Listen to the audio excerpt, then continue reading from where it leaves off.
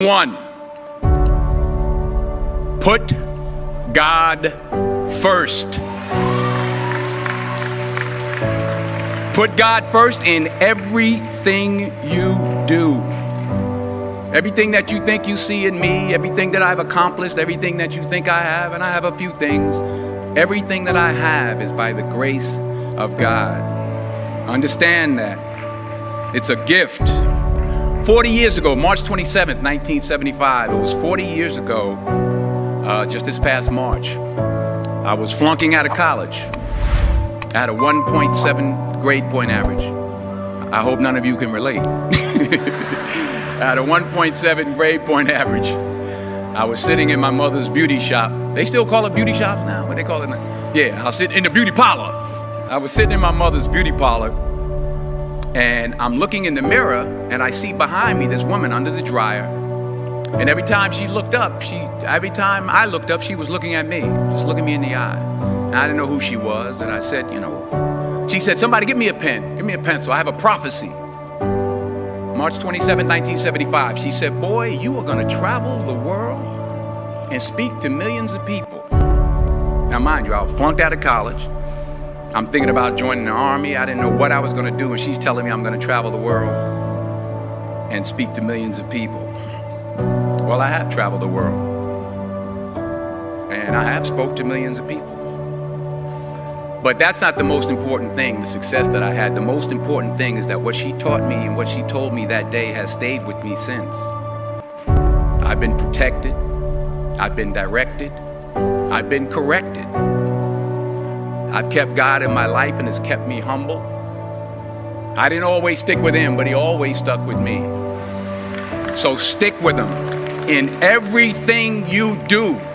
If you think you want to do what you think I've done, then do what I've done and stick with God. Number 2, fail big.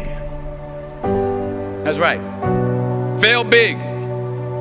Today's the beginning of the rest of your life, and it can be very frightening. It's a new world out there. It's a mean world out there, and you only live once. So do what you feel passionate about.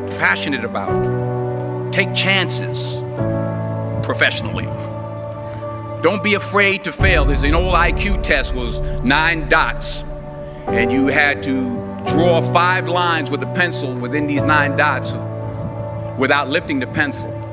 The only way to do it was to go outside the box. So don't be afraid to go outside the box. Don't be afraid to think outside the box. Don't be afraid to fail big, to dream big. But remember, dreams without goals are just dreams, and they ultimately fuel disappointment. So have dreams, but have goals. Life goals, yearly goals, monthly goals, daily goals. I try to give myself a goal every day. Sometimes it's just to not curse somebody out. Simple goals, but have goals. And understand that to achieve these goals, you must apply discipline and consistency. In order to achieve your goals, you must apply discipline, which you've already done, and consistency every day, not just on Tuesday and miss a few days. You have to work at it every day. You have to plan every day. You've heard the saying, we don't plan to fail, we fail to plan. Hard work works. Working really hard is what successful people do. And in this text, tweet, twerk world that you've grown up in, remember, just because you're doing a lot more doesn't mean you're getting a lot more done. Remember that. Just because you're doing a lot more doesn't mean you're getting a lot more done. Don't confuse movement with progress. My mother told me, she said, yeah, because you can run in place all the time and never get anywhere. So continue to strive, continue to have goals, continue to progress. Number 3, you'll never see a U-Haul behind a hearse. I'll say it again. You'll never see a U-Haul behind a hearse. I don't care how much money you make, you can't take it with you. And it's not how much you have. It's what you do with what you have. We all have different talents. Some of you will be doctors, some lawyers, some scientists, some educators, some nurses, some teachers. Yeah, okay.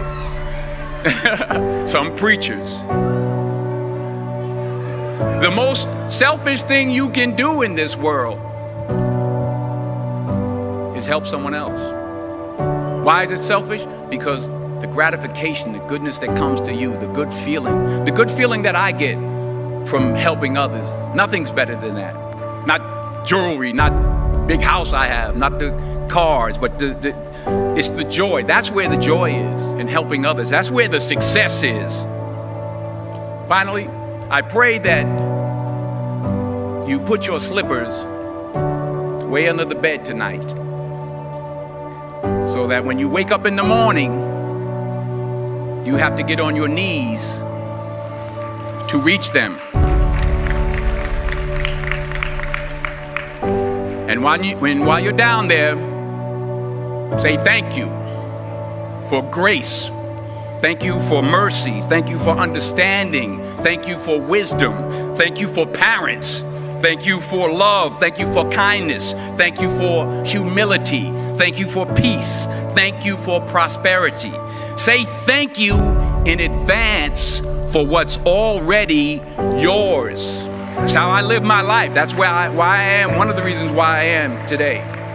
Say thank you in advance for what is already yours. True desire in the heart for anything good is God's proof to you, sent beforehand to indicate that it's yours already. I'll say it again. True desire in the heart, that itch that you have, whatever it is you want to do, that thing that you want to do to help others and to grow and to make money, that desire, that itch, that's God's proof to you, sent beforehand already to indicate that it's yours. And anything you want good, you can have. So claim it. Work hard to get it. When you get it, reach back. Pull someone else up. Each one, teach one. Don't just aspire to make a living. Aspire to make a difference.